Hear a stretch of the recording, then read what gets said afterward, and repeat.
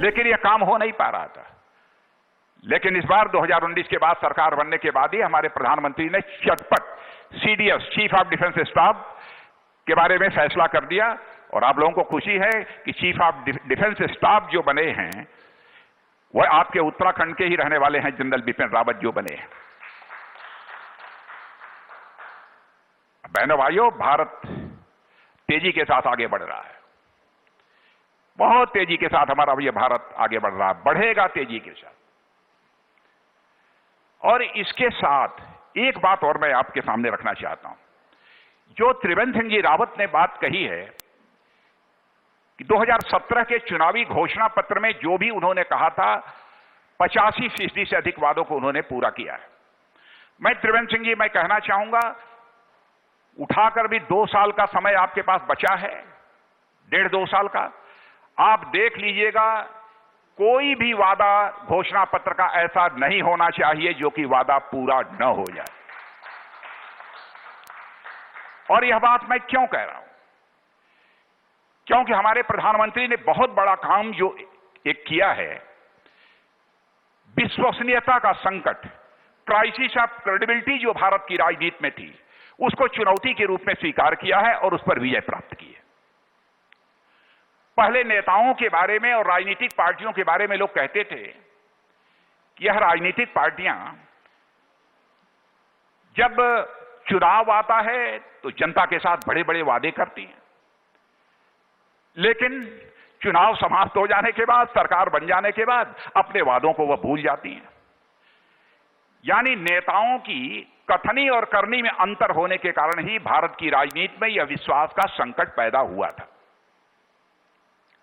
लेकिन बहनों भाइयों, केंद्र की सरकार ने जिस तरीके से काम किया है, मैं पूरे विश्वास के साथ कह सकता हूं कि आजाद भारत की राजनीति में जो विश्वास का संकट पैदा हुआ था, उस विश्वास के संकट को, उस क्राइसिस ऑफ क्रेडिबिलिटी को हमने चुनौती के रूप में स्वीकार किया है और उस पर विजय प्राप्त की है हमारी सरकार ने।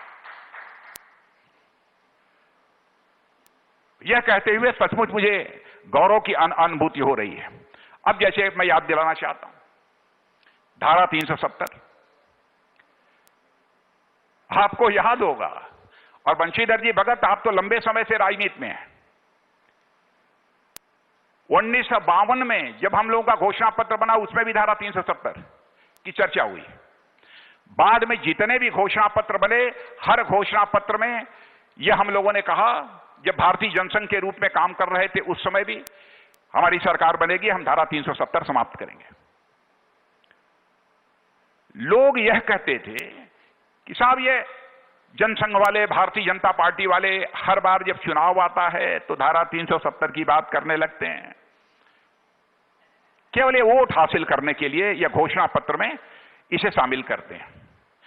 लेकिन बहनों भाइयों, जब आपने देखा कि हमारी सरकार बनी, हमको पूर्ण बहुमत हासिल हुआ, संसद में हमारी ऐसी स्थिति बन गई कि जो हमने वादा किया था उस वादे को पूरा करें, तो संसद में धारा 370 के संबंध में हमारे गृह मंत्री अमित शाह जी ने जिस प्रभावी तरीके से हमारे प्रधानमंत्री के निर्देश पर उन्होंने प्रस्तुत किया, बिल को हमारा पास हो गया और धारा 370 समाप्त हो गई।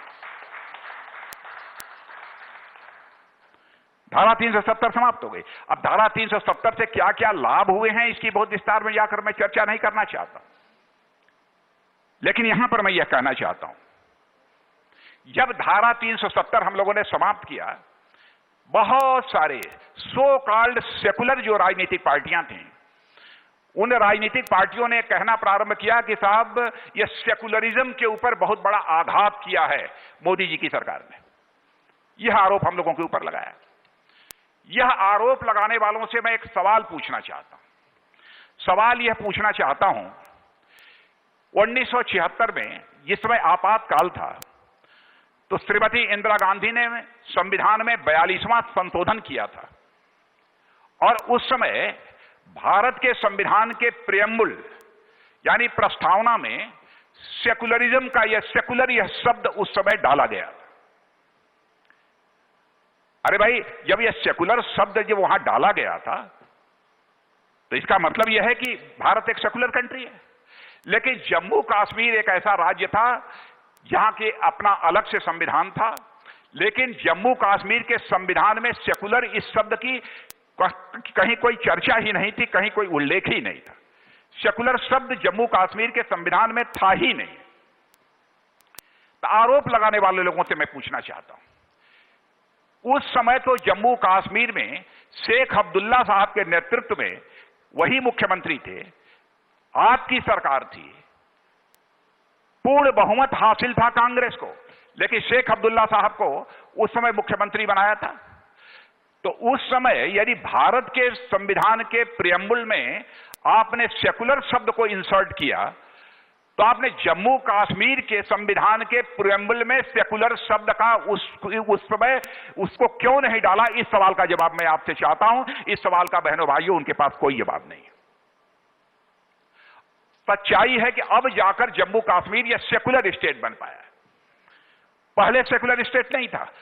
वहां के संविधान को यदि देखें तो इतने बड़े बड़े काम हमारी सरकार ने किए हैं।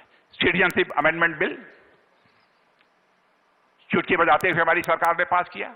इससे क्या क्या लाभ होंगे? पाकिस्तान, बांग्लादेश, अफगानिस्तान के रहने वाले हमारे जो अल्पसंख्यक भाई हैं, स्वाभाविक रूप से उनको नागरिकता मिल जाएगी, क्योंकि उसके पहले किस प्रकार की जलालत की जिंदगी उनको जीनी पड़ती थी, यह बताने की आपको आवश्यकता नहीं है। लेकिन इस मुद्दे को लेकर भी सारे देश भर में गलतफहमी पैदा करने की कोशिश की गई कि साहब या भारत के रहने वाले माइनॉरिटीज की यह नागरिकता समाप्त करने की साजिश है। बहनों भाइयों, ऐसा काम हमारी सरकार नहीं कर सकती। यह कानून नागरिकता लेने वाला कानून नहीं है, यह कानून नागरिकता देने वाला कानून है। लेकिन केवल जानबूझकर गलतफहमी पैदा की गई। तलाके बिद्दत, 3 तलाक, मुस्लिम बहनों का कितना उत्पीड़न होता था आप सबको भी जानकारी है। कोई कहता था इसको भारतीय जनता पार्टी टच नहीं कर सकती, बवाल हो जाएगा, क्या पैदा हो जाएगा। लेकिन हम लोगों ने चुटकी बजाते हुए इस कानून की भी छुट्टी कर दी। इतने बड़े बड़े फैसले किए। राम जन्मभूमि के संबंध में जब हम लोग बोलते थे सार्वजनिक सभाओं में, तो उस समय भी लोग कहते थे अरे राम चुनाव आ गया इसलिए राम जन्मभूमि की बात कर रहे हैं। लेकिन आपने देखा धीरे धीरे मार्ग प्रशस्त होता गया और इस देश की सबसे बड़ी अदालत ने राम जन्मभूमि के बारे में फैसला दे दिया। बहनों भाइयों, अब अयोध्या की धरती पर जहां भगवान राम पैदा हुए थे, वहां पर अब भव्य राम मंदिर बनने से हमें दुनिया की कोई ताकत रोक नहीं सकती है। अब वहां राम मंदिर बनने का यह सिलसिला प्रारंभ हो चुका है। कई ऐसे महत्वपूर्ण फैसले पिछले 6 वर्षों के अंदर इस हमारी सरकार ने किए। और जैसा मैंने पहले कहा कि अंतर्राष्ट्रीय जगत में हमारे भारत की प्रतिष्ठा बढ़ी है, तो एक तो ताजा उदाहरण मैं आपके सामने रखना चाहता हूं। G7 देशों की बैठक में इस बार भारत को आमंत्रित किया गया है। तो बहनों भाइयों, हमारा देश तेजी के साथ आगे बढ़ रहा है। सारी दुनिया में भारत का मस्तक ऊंचा हुआ है। इसलिए हम सभी लोगों को यह संकल्प लेना है कि मोदी जी के नेतृत्व में जो हमारी सरकार काम कर रही है और जिस तरीके से काम कर रही है, इसके आधार पर हमको अपना विश्वास भी पक्का करना है। संकल्प भी हमको लेना है कि हम एक सशक्त, स्वाभिमानी और आत्मनिर्भर हम भारत का निर्माण करेंगे और एक भारत, श्रेष्ठ भारत के लक्ष्य को हम हासिल करके ही दम लेंगे। इन्हीं शब्दों के साथ आप सभी को धन्यवाद देते हुए मैं अपना निवेदन समाप्त करता हूं। आप सबको बहुत बहुत धन्यवाद।